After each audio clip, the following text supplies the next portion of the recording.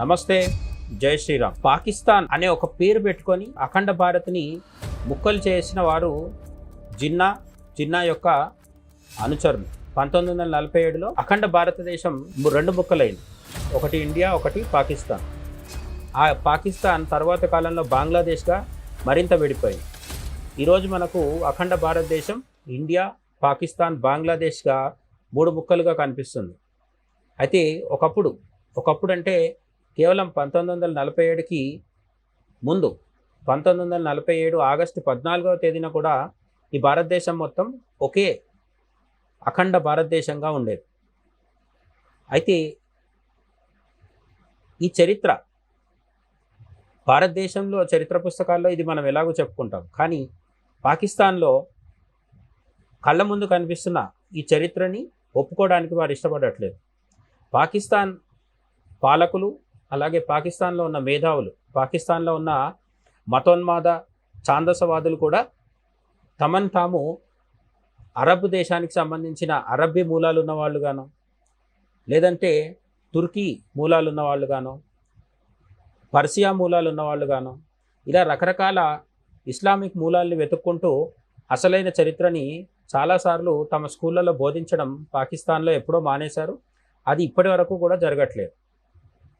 కానీ పాకిస్తాన్లో ఏ రాయి కదిలిచ్చినా, ఏ చిన్న తవ్వకం జరిపినా భారతీయ మూలాలు బయటపడుతూ ఉంటాయి. అక్కడ ఉన్న ఇస్లామిక్ మతోన్మాద పాలకులకి, ఉగ్రవాదులకి అతిపెద్ద సమస్య ఇదే. ఉదాహరణకి ఈరోజు ఒక నగరం గురించి తెలుసుకుందాం. ఆ నగరాన్ని ఇప్పుడు ప్రపంచం పాకిస్తాన్లో ఉన్న ఒక నగరంగా, దాని పేరు పెషావర్గా ప్రపంచం గుర్తిస్తోంది. కానీ పెషావర్ చరిత్ర ఒకసారి కదిలిస్తే మనకొక అద్భుతమైన, అదే సమయంలో బాధాకరమైన చరిత్ర ఎదురవుతుంది. పాకిస్తాన్లోని ప్రజలు కనుక పాత చరిత్రను ఒకసారి గమనిస్తే లేదా చదివితే వారికి ఒక ఆసక్తికరమైన నిజం తెలుస్తుంది. ఇప్పుడు మనం పెషావర్ అని పిలుచుకుంటున్న ప్రాంతం అసలు పేరు పురుష్పూర్. ఇది చెప్పగానే వాట్సాప్ యూనివర్సిటీ అని బయలుదేరే భారతీయ ఉన్మాదులు, మన దేశంలో ఉండే పిచ్చివాళ్ళు కూడా మనకు ఎదురవుతుంటారు. ఇదంతా వాట్సాప్ యూనివర్సిటీ కాదు, ఇది అకాడమిక్ యూనివర్సిటీలో ఒప్పుకున్న విషయమే. పురుష్పూర్ అనేది పెషావర్ యొక్క పూర్వపు నామం. పురుష్పూరే కాలక్రమంలో పెషావర్గా మారింది. ఇది వేల సంవత్సరాల క్రితం అలెగ్జాండర్తో యుద్ధం చేసిన మహారాజు పోరస్ పేరు మీద నిర్మించిన చాలా ప్రాచీన నగరం. పోరస్ని మనం తెలుగులో పురుషోత్తముడు అంటాం. ఈ పురుషోత్తముడు అలెగ్జాండర్తో పోరాడాడని మనకు చరిత్ర పుస్తకాల్లో చెప్తూ ఉంటారు. అలెగ్జాండర్ పురుషోత్తముడిని దొంగదిబ్బదీశాడని ఒక వాదన ఉంటుంది, లేదు అలెగ్జాండర్ పురుషోత్తముడిని ఓడించాడని కూడా ఇంకో వాదన ఉంటుంది. ఏ వాదన ఎలా ఉన్నప్పటికీ పురుషోత్తముడు అనే రాజు నిజం, ఆయన చాలా గొప్ప వీరుడు అనేది కూడా నిజం. ఆ పురుషోత్తముడే అలెగ్జాండర్తో పోరాడిన పురుషోత్తముడే ఈ పెషావర్ అనే నగరానికి మూలకారకం. ఆయన పేరు మీదుగానే పురుష్పూర్ తర్వాత కాలంలో పెషావర్ అయింది. అలెగ్జాండర్తో పురుషోత్తముడు పోరాడిన కాలం నాటిది అంటే క్రీస్తు పుట్టక ముందు, క్రీస్తు పూర్వం వేల సంవత్సరాల కిందట ఈ పురుష్పూర్ అనేది పునాది పోసుకొని శ్రీకారం చుట్టుకొని అప్పటి నుంచి ఇప్పటిదాకా కూడా కొనసాగుతూ వస్తుంది. సో పెషావర్ అనే నగరం పాకిస్తాన్ అనే దేశం కంటే కూడా, పాకిస్తాన్ అనే పేరు గల దేశం కంటే కూడా అత్యంత పురాతనమైంది అనేది మనం గుర్తించాల్సిన విషయం. అయితే ఇక్కడితో కథ అయిపోలేదు. పెషావర్ గురించి మనకు తెలియని మరో ఆసక్తికరమైన విషయం ఏంటంటే 1900 సంవత్సరాల క్రితం అక్కడ ప్రపంచంలోనే అత్యంత ఎత్తైన బౌద్ధ స్తూపం ఉండేది. అంటే ఇప్పటికీ 1900 సంవత్సరాల క్రితం ఈ అద్భుతమైన కట్టడాన్ని కుషాణ సామ్రాజ్యానికి చెందిన మహాచక్రవర్తి కనిష్కుడు నిర్మించాడు. మనం హిస్టరీ బుక్స్లో చదువుకునే కనిష్క ది గ్రేట్ అని చెప్పే కనిష్కుడు ఎవరైతున్నారో ఆయన బౌద్ధాన్ని పాటించేవాడు. అందుకని ఈ పెషావర్ నగరంలో, అప్పుడు ఆ పురుష్పూర్ నగరంలో ఒక బౌద్ధ స్తూపాన్ని నిర్మించాడు. ఆ బౌద్ధ మతం స్తూపం చాలా ప్రత్యేకమైనది. బౌద్ధ మతం పట్ల అమితమైన భక్తి కలిగిన కనిష్కుడు తన రాజధాని అయిన పురుష్పూర్లో, నేటి పెషావర్లో ఈ భారీ స్తూపాన్ని ప్రతిష్ఠించాడు. బ్రిటిష్ కాలంలో డిబి స్నూపర్ అనే ఆర్కియాలజిస్ట్ అక్కడ తవ్వకాలు మొదలుపెట్టారు.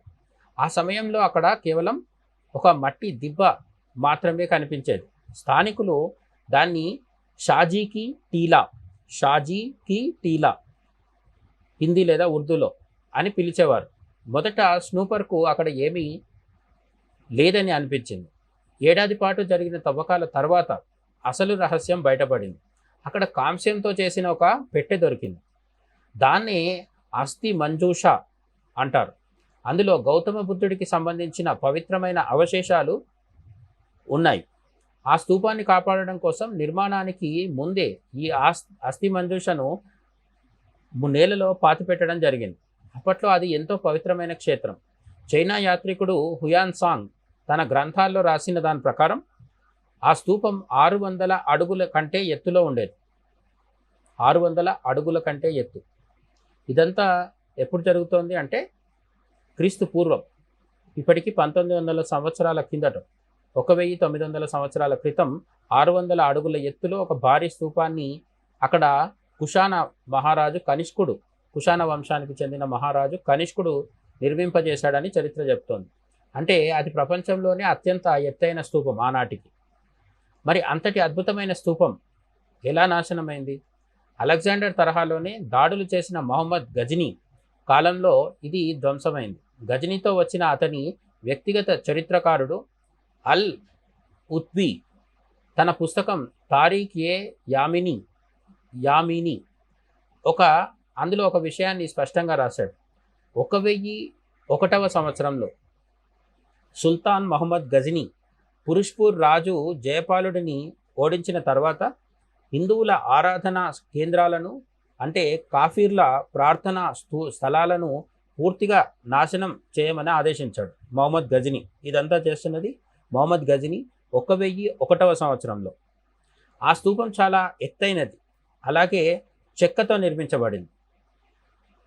పురుష్పూర్లో అంటే పెషావర్లో అలెగ్జాండర్ కాలపు పురుషోత్తముడి పేరు మీదుగా వెలిసిన నగరంలో కనిష్క మహారాజు నిర్మించిన 600 అడుగుల ఎత్తు ఉన్న బౌద్ధ స్తూపం చెక్కతో కూడా నిర్మించబడి ఉండడంతో దాడి చేసిన వారు దాన్ని కేవలం కూలగొట్టడమే కాకుండా పూర్తిగా తగులబెట్టేశారు. తవ్వకాలలో స్నూపర్కు అక్కడ కాలిపోయిన బూడిద మందపాటి పొర కూడా దొరికింది. మనం గుర్తుంచుకోవాల్సిన విషయం ఏమిటంటే మన సంస్కృతిని కేవలం కూలగొట్టడమే కాకుండా తగలబెట్టి నిర్మూలించడానికి ప్రయత్నించారు. ఆ దాడులు చేసిన వారికి హిందువులే కాదు, బుద్ధుడిని ఆరాధించే బౌద్ధులు కూడా కాఫీర్లుగానే కనిపించారు. ఈ చరిత్ర మనందరికీ ఖచ్చితంగా గుర్తుండాల్సిన విషయం. మొహమ్మద్ గజనీ దండెత్తి వచ్చినప్పుడు హిందూ దేవాలయాలు మాత్రమే కూల్చాడని ఎవరైనా అనుకుంటే పొరపాటు. మొహమ్మద్ గజనీ దాడుల్లో బౌద్ధ స్తూపాలు కూడా ధ్వంసానికి గురయ్యాయి. అందుకు ఉదాహరణే పెషావర్లో ఒకప్పుడు ప్రపంచంలోనే అతిపెద్ద బౌద్ధ స్తూపంగా నిలిచిన 600 అడుగుల ఎత్తు ఉన్న బౌద్ధ స్తూపం కాలి బూడిదైపోవడం. ఆ తర్వాత కాలంలో నలంద లాంటి విశ్వవిద్యాలయాలు కూడా మతోన్మాద దండయాత్రికుల దుశ్చర్యలకు ఎలా కాలి బూడిదయ్యాయో మనకు తెలిసిందే.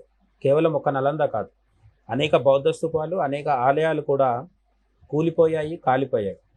ఈ చరిత్ర మళ్ళీ మళ్ళీ తెలుసుకుంటే తప్ప భవిష్యత్తులో మనల్ని మనం ఒక జాతిగా, ఒక సంస్కృతిగా, ఒక నాగరికతగా, ఒక ధర్మంగా మనల్ని మనం కాపాడుకోలేము. జై హింద్.